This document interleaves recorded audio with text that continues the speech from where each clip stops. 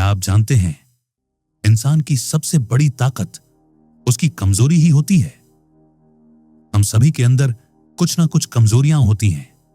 कोई जल्दी गुस्सा कर बैठता है, कोई लालच में फंस जाता है और कोई इतना शॉर्ट टेम्पर्ड होता है कि छोटी छोटी बातें भी दिल पर ले लेता है। लेकिन अगर हम इन कमजोरियों को पहचान लें तो ना सिर्फ हम खुद को बदल सकते हैं बल्कि दुनिया को भी बेहतर नजरों से देख सकते हैं। बुक ब्लिंक की इस खास पेशकश में हम बात करेंगे कुछ ऐसे लोगों की जिन्होंने अपनी कमजोरियों को हराया और ह्यूमन नेचर की सीमाओं से ऊपर उठकर इतिहास रच दिया। सच्चाई यह है, हर इंसान अधूरा होता है, कोई भी परफेक्ट नहीं होता। लेकिन फर्क सिर्फ इतना है, कुछ लोग अपनी कमजोरियों से हार मान लेते हैं और कुछ उन्हें अपनी सबसे बड़ी ताकत बना लेते हैं। अब मिलिए गैब्रियल शनेल से। बस 11 साल की थी वो जब उसकी मां दुनिया छोड़कर चली गई। पिता ने उसे और उसकी बहनों को फ्रांस के एक कॉन्वेंट में छोड़ दिया और फिर कभी लौट कर नहीं आए। एक दिन गैब्रियल को वहां कुछ रोमांटिक नॉवेल्स मिले, शायद कोई बाहर से छोड़ गया था। तभी से उसे सिंड्रेला जैसी परी कथाओं में दिलचस्पी होने लगी। वो खुद की तुलना उन कहानियों की राजकुमारियों से करने लगी जो गरीबी और संघर्ष से निकलकर एक राजसी जिंदगी तक पहुंचती थी। गरीब होती है मगर बड़े होने पर किसी राजकुमार से शादी करती है और एक खुशहाल जिंदगी जीती है। 18 साल की उम्र में गैब्रियल ने कॉन्वेंट छोड़ दिया। वो सीमस्ट्रेस यानी सिलाई की पढ़ाई करने एक बोर्डिंग स्कूल चली गई। पढ़ाई के साथ साथ गैब्रियल शहर के अलग अलग हिस्सों में घूमने जाती थी। इन्हीं घूमने फिरने के दौरान उसे थिएटर का शौक लग गया। थिएटर में जो एक्ट्रेसेस काम करती थीं, गैब्रियल को उनके कलरफुल कपड़े, भारी मेकअप और वो ग्लैमर बहुत आकर्षित करता था।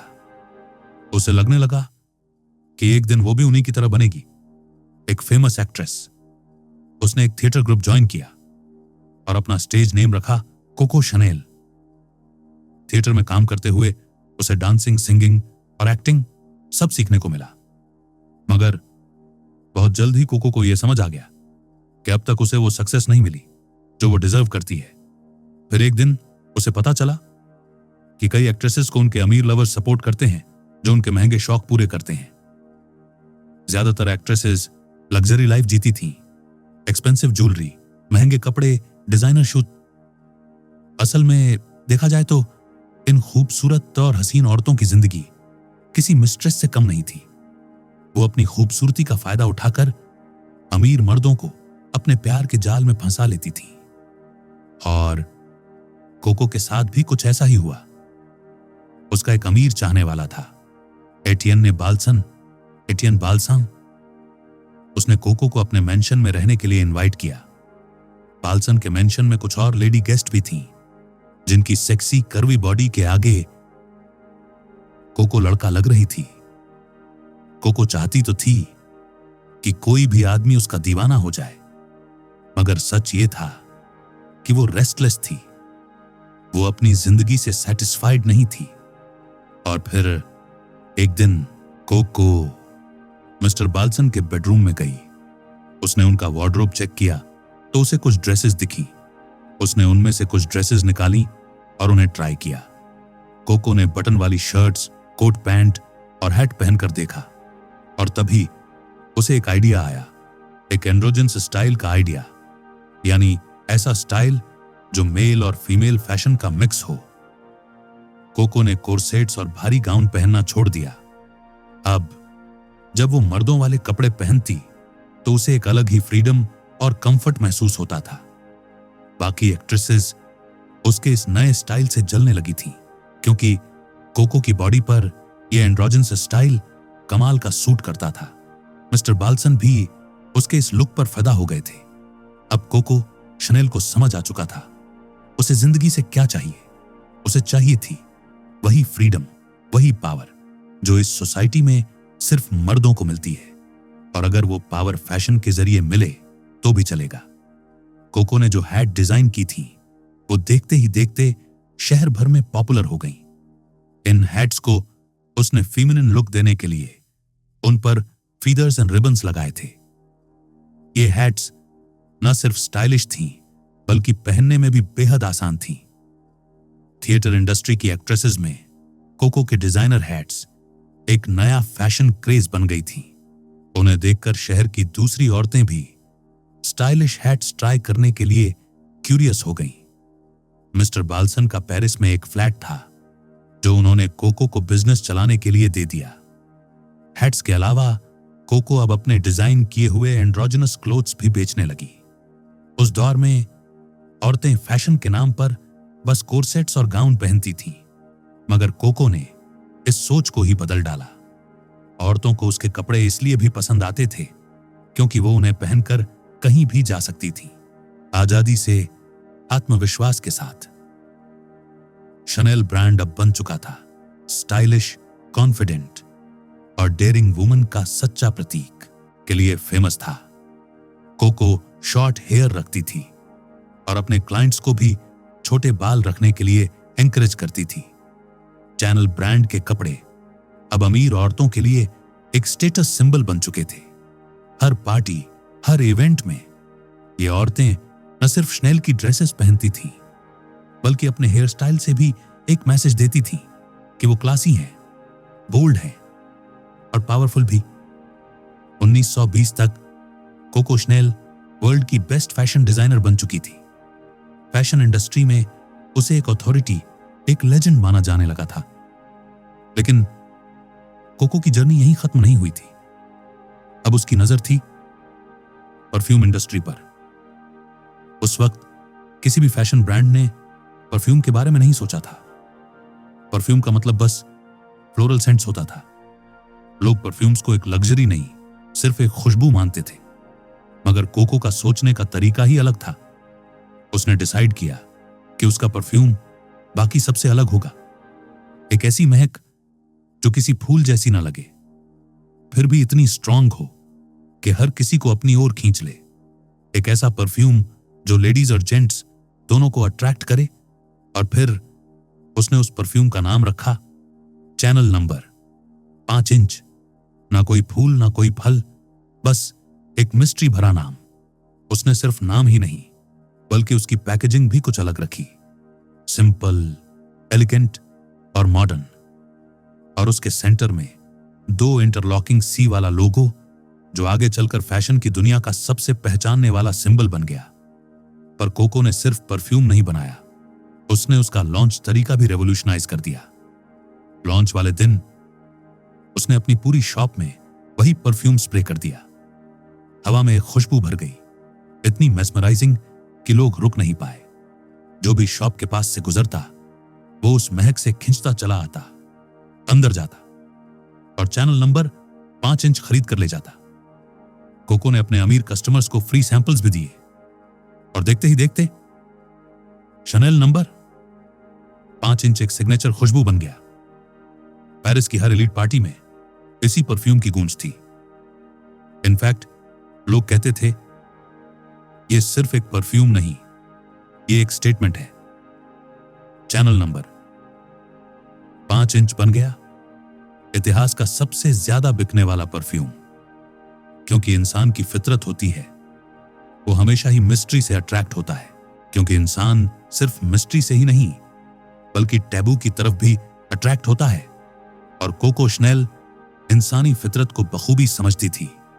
यही वजह थी कि उसने अपने पास्ट को हमेशा सीक्रेट रखा।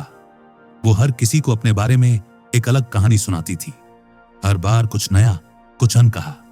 कोको इतनी सीक्रेटिव थी कि वो ना किसी से अपना क्रिएटिव प्रोसेस शेयर करती, ना ही ज्यादा पब्लिक अपीयरेंस देती।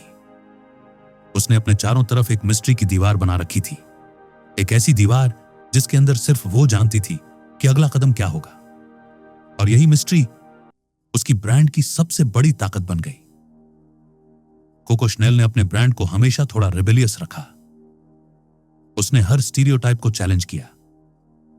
जहां सोसाइटी में औरतों को एक फेमिनिन, एक डेलिकेट यानी छुई मुई इमेज में देखा जाता था, वहीं कोको के डिजाइन्स बोल्ड थे, डेयरिंग थे और सबसे जरूरी डिफरेंट थे।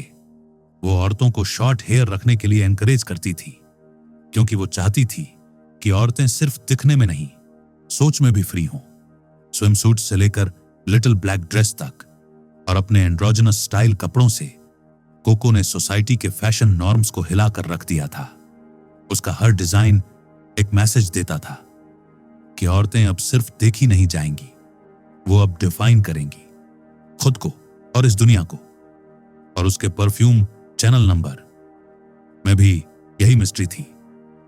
नाम से कभी पता नहीं चलता था कि इसमें किस चीज की खुशबू है, जबकि असलियत में वो एक जैस्मिन और कई फ्लोरल सेंट्स का कॉम्बिनेशन था। पर कोको को मालूम था कि मिस्ट्री में पावर होती है। उसने सिर्फ एक खुशबू नहीं बेची, उसने डिजायर बेचा, उसने मिस्ट्री बेची, और उसने टैबू को एक बिजनेस स्ट्रेटजी बना दिया। और यही था उसका फॉर्मूला जिससे उसने अचीव की unlimited success, the law of self sabotage. Anton Chekhov की कहानी से रूस के एक छोटे से टाउन टैगनरॉग में एक ग्रोसरी स्टोर के ऊपर बने पुराने मकान में एक बच्चा पैदा हुआ, एंटोन चेखोव। उसका बचपन किसी कहानी की तरह नहीं था। उसके पिता पावेल शराब पीते थे और जब भी गुस्सा आता बच्चों को पीटते थे। गलती हो या ना हो, मार पड़ती ही थी। घर में गरीबी थी, माहौल में डर, और बाहर एक ऐसी दुनिया थी जो सिर्फ चुनिंदा लोगों के लिए बनी थी। जब बड़े भाई निकोलाई और अलेक्जेंडर जवान हुए, उन्होंने फैसला किया अब और नहीं। वो मास्को चले गए। निकोलाई आर्टिस्ट बनना चाहता था और अलेक्जेंडर यूनिवर्सिटी में पढ़ना। दोनों अपने शराबी बाप और उस टूटी हुई दुनिया से दूर एक नई जिंदगी शुरू करना चाहते थे। लेकिन पावेल, वो भी जिम्मेदारियों से थक चुका था। दुकान में न तो मुनाफा था और न ही इज्जत बची थी। एक रात वो सब छोड़कर चुपचाप भाग गया, उधारदारों से बचने के लिए और शायद खुद से भी। फिर क्या था, बाकी पूरा चेखोव परिवार भी मजबूरी में मास्को चला गया। सिर्फ एक इंसान पीछे रह गया, एंटोन। उम्र सिर्फ 16 साल। ना पैसा, ना परिवार, ना कोई सहारा। सिर्फ एक चीज थी, जिद। कुछ वक्त तक वो टूट गया, डिप्रेशन में चला गया। उसे सबसे ज्यादा गुस्सा अपने बाप पर आता था। लेकिन फिर उसने एक वादा किया, अब मैं किसी और की गलती की कीमत नहीं चुकाऊंगा। वो ट्यूटर बन गया, छोटे बच्चों को पढ़ाकर पेट भरने लगा। और उसने खुद से वादा किया, मुझे डॉक्टर बनना है, चाहे कुछ भी हो जाए। हर दिन स्कूल, ट्यूशन, पढ़ाई, एक गिलास पानी, एक सूखी रोटी और एक अधूरी नींद के साथ एक सपना जो धीरे धीरे आकार ले रहा था। टैगनरॉग का वही पुराना टाउन, वही गलियां, वही सड़कों की धूल। लेकिन अब एंटोन बदल चुका था। वो दिन भर स्कूल में बच्चों को ट्यूशन देता और शाम को शहर की पुरानी पब्लिक लाइब्रेरी में जाकर घंटों बैठता। कभी फिक्शन, कभी साइंस, और कभी कभी खुद को भी पढ़ता। फिक्शन की उन कहानियों में वो खो जाता, मानो किसी और दुनिया में चला गया हो। एक ऐसी दुनिया जहां दर्द को कला में बदला जा सकता है। धीरे धीरे उसने खुद लिखना शुरू किया। स्टोरीज, छोटी छोटी कहानियां जो किताबों की शेल्फ से निकलकर सीधा दिल में उतर जाती थी। एंटोन अब सिर्फ एक सर्वाइवर नहीं था, वो एक क्रिएटर बन रहा था। उसकी जिंदगी में अब भी मुश्किलें थीं, लेकिन उसके अंदर कुछ और भी था, गर्व। वो सेल्फ मेड था। उसने हर जख्म को सील किया, हर तकलीफ को शब्दों में बदला, और यही उसका हथियार बन गया। उधर मास्को से बड़े भाई का खत आया। पावेल, उनका पिता, फिर से परिवार को टॉर्चर कर रहा था। लेकिन इस बार एंटोन टूटने वाला नहीं था। उसने अलेक्जेंडर को जवाब दिया, पिता को छोड़ो, खुद को इंप्रूव करो। और मिखाइल से कहा, तुम वर्थलेस नहीं हो, लेकिन तुम्हें अपना वर्थ दुनिया को दिखाना पड़ेगा। अब वो गुस्से को समझ में बदल चुका था। उसने अपने पिता को माफ कर दिया था। क्यों? क्योंकि अब वो जानता था कि शायद उनके पिता भी कभी इसी तरह टूटे होंगे। शायद उनके भी सपनों को किसी और ने कुचला था। पावेल बचपन में एक आर्टिस्ट बनना चाहते थे, लेकिन उनके पिता ने उन्हें एक मर्चेंट बनने पर मजबूर कर दिया। और ये बिटरनेस अब पीढ़ियों से बह रही थी। गुस्सा, अफसोस और सेल्फ सैबोटेज, ये एक विरासत बन चुकी थी। लेकिन एंटोन ने इस साइलेंट प्रोग्रामिंग को तोड़ दिया। उसने कहा, no self pity, no negative outlook, work and love, love and work, यही मेरा रास्ता है।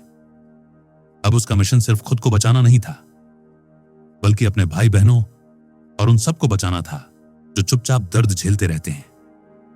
उसने ये सोच अपनी कहानियों और नाटकों के जरिए दुनिया तक पहुंचाई। Work and love, love and work, यही था उसका मैसेज, यही थी उसकी थेरेपी। 1879 एंटोन मास्को चला गया, जहां उसका सपना था डॉक्टर बनने का, लेकिन उसके साथ अब एक और चीज थी, एक पेन, और उस पेन में छुपी एक पूरी दुनिया। जहां उम्मीद मरती है, वहां एंटोन चेखोव शुरुआत करते हैं। 1879 एंटोन मास्को आ चुके थे। यहां वो सिर्फ एक मेडिकल स्टूडेंट नहीं थे, बल्कि एक बेटे थे, एक भाई और एक उम्मीद। लेकिन जब उन्होंने अपने परिवार की हालत देखी, उनका दिल टूट गया। एक अंधेरे, दमघोंटू रेड लाइट एरिया में, जमीन के नीचे एक बेसमेंट में, उनका परिवार जैसे किसी सजा में रह रहा था। ना खिड़की, ना धूप, ना हवा, सिर्फ अंधेरा, बाहर भी और शायद अंदर भी। उनके पिता अब भी शराब में डूबे थे। उन्हें बाजारू औरतों की लत लग चुकी थी। मां थक चुकी थी, थक कर भी थकना मना था। भाई अलेक्जेंडर और निकोलाई कभी कला के दीवाने थे, अब वो भी बोतल के गुलाम हो चुके थे। छोटे भाई बहनों ने स्कूल जाना छोड़ दिया था। घर में ना पैसे थे, ना उम्मीद और ना ही कोई दिशा। लेकिन एंटोन ने हार नहीं मानी। उसने शुरुआत वहीं से की जहां कोई उम्मीद नहीं करता, बर्तनों से। वो खुद बर्तन धोता, सफाई करता, खाना बनाता, और यही उसकी लीडरशिप थी। धीरे धीरे भाइयों को शर्म आने लगी, वो भी उसकी मदद करने लगे। मेडिकल स्कॉलरशिप से जो थोड़े बहुत पैसे मिलते थे, एंटोन उन्हें संभाल कर रखता, ना अपने लिए बल्कि अपने भाई बहनों की पढ़ाई के लिए। उसने पिता के लिए एक जॉब ढूंढी, फैमिली को उस बदबूदार बेसमेंट से निकालकर एक ढंग के अपार्टमेंट में शिफ्ट किया। धीरे धीरे उस डूबते हुए परिवार को किनारा दिखने लगा। एक बार एंटोन चेखोव ने लिखा था, medicine is my wife and literature is my mistress. Medicine मेरी बीवी है और लिटरेचर मेरी प्रेमिका। वो डॉक्टर बन रहे थे, लेकिन साथ ही एक हीलर भी बन चुके थे, अपने घर के लिए, अपने लोगों के लिए। लेकिन उनकी सीमाएं वहां खत्म नहीं हुई। उन्होंने सखालिन आइलैंड के प्रिजनर्स की बर्बाद जिंदगियां देखी और देखा कि सिस्टम कैसे इंसानों को टूटने पर मजबूर करता है। एंटोन ने वहां जाकर रिसर्च की, डॉक्यूमेंटेशन किया और अपनी राइटिंग्स के जरिए पूरी दुनिया को बताया कि ये लोग सिर्फ कैदी नहीं, बल्कि सिस्टम के शिकार हैं। उनकी एक एक कहानी, एक एक नाटक, एक सवाल बनकर उभरा, क्या इंसान वाकई खुद को बर्बाद करने के लिए बना है? क्यों जब हम दुखी होते हैं तो खुद को और मिजरेबल बना लेते हैं? सेल्फ सैबोटाज, यही है वो आदत जो इंसान को अंदर से खा जाती है। लेकिन एंटोन चेखोव इस सोच से सहमत नहीं थे। उनका मानना था, इंसान हालातों का गुलाम नहीं होता। अगर वो अपने एटीट्यूड को बदल दे तो किस्मत भी झुक जाती है। वर्क एंड लव, एक सिंपल लेकिन पावरफुल मोटो। एंटोन चेखोव ने इसे सिर्फ कहा नहीं, जिया था। वो एक ऐसे माहौल में पले बढ़े जहां हर तरफ गरीबी, फिजिकल अब्यूज और होपलेसनेस थी। उनका पूरा बचपन जैसे अंधेरे की एक लंबी रात थी। लेकिन वो कभी शिकायत नहीं करते थे, कभी किस्मत को दोष नहीं देते थे। उन्होंने अपने हालात को एक्सक्यूज नहीं, ईंधन बना लिया था। और यही होता है रियल ब्रेवरी, जब आप हर मुश्किल का सामना करें लेकिन खुद को टूटने न दें। एंटोन चेखोव ने अपने राइट एटीट्यूड से न सिर्फ अपना जीवन बदला, बल्कि अपने परिवार, समाज और देश के लोगों की जिंदगी में भी उजाला भर दिया। तो आज अगर तुम किसी मुश्किल में हो, अगर तुम्हारे आसपास लोग नेगेटिव हैं, अगर हालात तुम्हारे कंट्रोल में नहीं हैं, तो याद रखना, तुम खुद अपने कंट्रोल में हो। Never blame your circumstances for your destiny. ये तुम्हारी जिंदगी है, इसे कैसा बनाना है ये तुम्हारे हाथ में है। चेखोव की कहानी हमें यही सिखाती है, self pity is a trap. लेकिन अगर आप चुन लें वर्क और लव, तो आप खुद को और दूसरों को अंधेरे से बाहर निकाल सकते हैं। द लॉ ऑफ एमलेसनेस बेहद सिंपल सी बात है। जब जीवन में दिशा नहीं होती तो गति भी बर्बादी बन जाती है। मार्टिन लूथर किंग जूनियर का जन्म अमेरिका के एक मिडिल क्लास ब्लैक फैमिली में हुआ।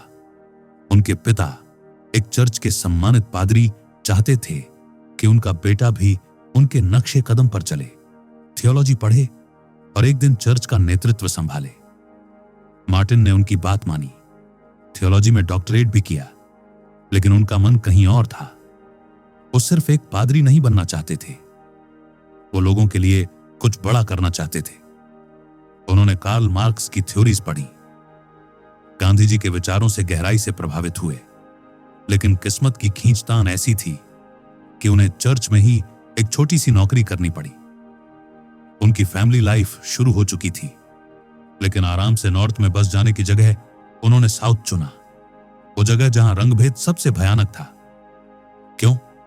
क्योंकि मार्टिन का मानना था, जो जख्म गहरे हैं, इलाज भी वहीं होना चाहिए।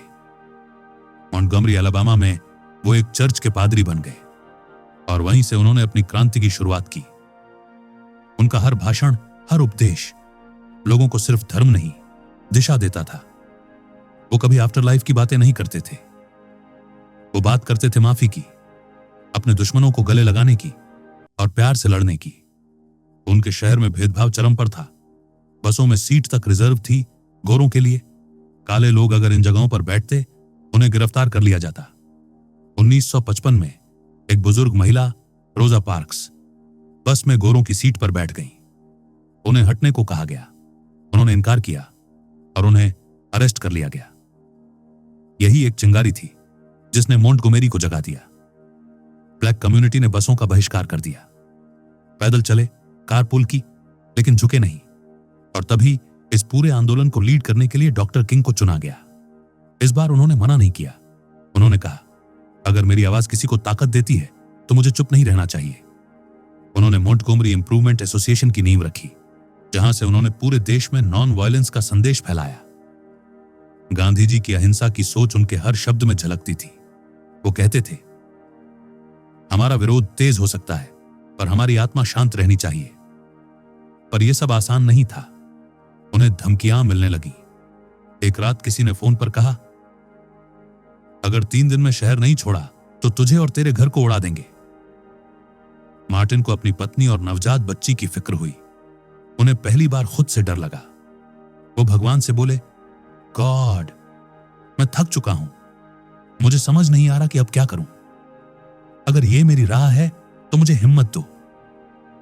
तैयारी शुरू हो चुकी थी, लोग हिंसक विरोध का सोचने लगे थे, लेकिन डॉक्टर किंग ने एकदम अलग रुख अपनाया। उन्होंने कहा, हमें अपने दुश्मनों से नफरत नहीं करनी, बल्कि उन्हें प्यार दिखाना है। हम उन्हें बताएंगे कि हम उनके दुश्मन नहीं हैं, हम सम्मान से पेश आएंगे ताकि उन्हें भी इंसानियत नजर आए। कुछ महीनों के भीतर ही एक बड़ा बदलाव आया। अमेरिका की सुप्रीम कोर्ट ने एक ऐतिहासिक फैसला सुनाया। मोंटगोमेरी की बसों में अब गोरे लोगों के लिए रिजर्व सीट्स नहीं रहेंगी। अब अश्वेत लोग भी बिना डर के पब्लिक ट्रांसपोर्ट का इस्तेमाल कर सकते थे। मार्टिन लूथर किंग खुद पहले ऐसे ब्लैक लीडर बने जो किसी भी सीट पर बैठने के लिए पूरी तरह आजाद थे। उस दिन ने सिर्फ एक कानून नहीं बदला, उस दिन इतिहास बना। एक पूरे समाज की उम्मीद फिर से जिंदा हुई। लेकिन इंसानों में एक कमजोरी होती है, एमलेसनेस, यानी जिंदगी में दिशा की कमी। एक दौर ऐसा भी था जब मार्टिन खुद नहीं जानते थे कि उनकी मंजिल क्या है। पिता के सपनों का बोझ और समाज की उम्मीदों ने उन्हें उलझा कर रख दिया था। वो अपनी राह खुद बनाना चाहते थे, मगर एक बेटे की जिम्मेदारी उन्हें रोक रही थी। फिर जिंदगी ने एक मोड़ लिया। ऐसे अनुभव हुए जिन्होंने उन्हें अंदर से झकझोर दिया, और यहीं से उन्होंने अपने भीतर की आवाज को सुनना शुरू किया। उन्हें समझ आ गया कि उनका मकसद सिर्फ बोलना नहीं है, बल्कि लोगों को रास्ता दिखाना है। एक ऐसा रास्ता जो नफरत से नहीं, इंसानियत से भरा हो। शुरुआत में डर भी लगा, संकोच भी हुआ। उन्हें जान से मारने की धमकियां मिलने लगीं, लेकिन उन्होंने हार नहीं मानी। वो डटे रहे अपने उस मकसद के लिए जो अब उनके जीने की वजह बन चुका था। आज जब हम इतिहास में झांकते हैं तो मार्टिन लूथर किंग का नाम सिर्फ एक शख्स का नहीं, बल्कि एक आंदोलन का प्रतीक बन चुका है।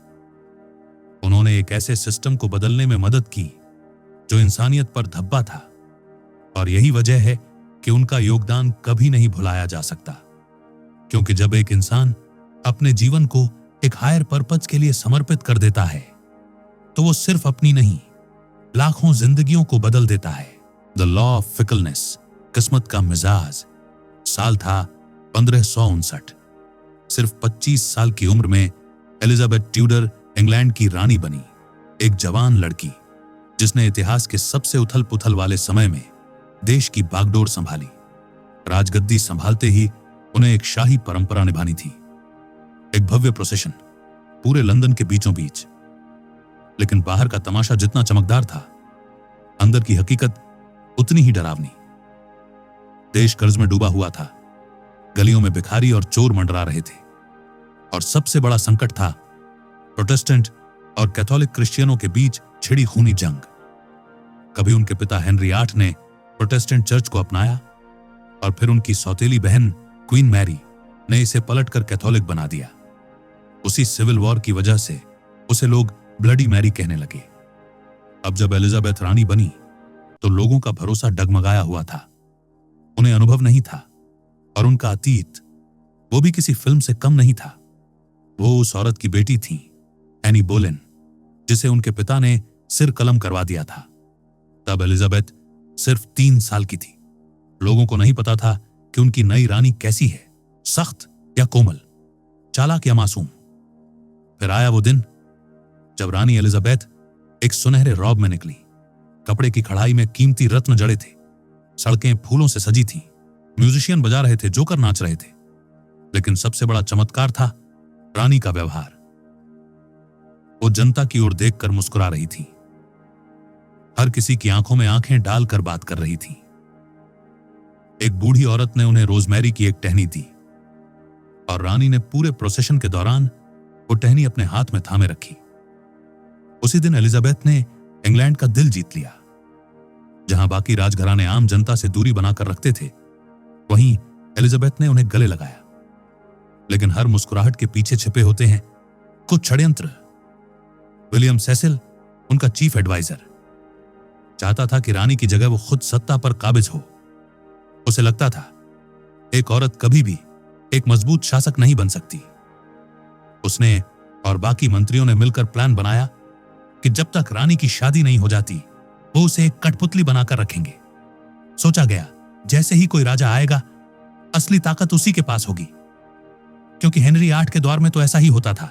राजा शिकार और शौक में डूबा रहता था और सत्ता चलाते थे उसके सलाहकार। मगर एलिजाबेथ वो अलग थी।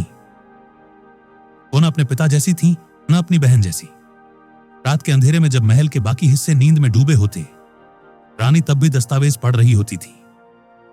वो हर छोटे बड़े फैसले में खुद शामिल होती।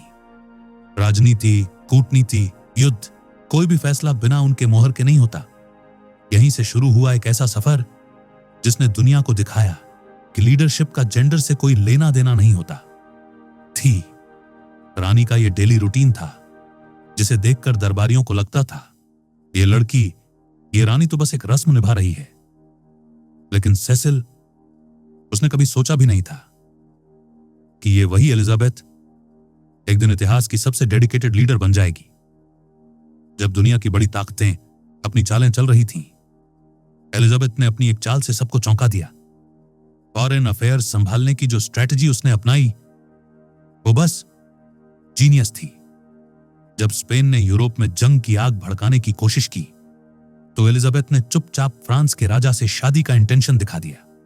बस इतना कहने की देर थी, स्पेन कांप गया।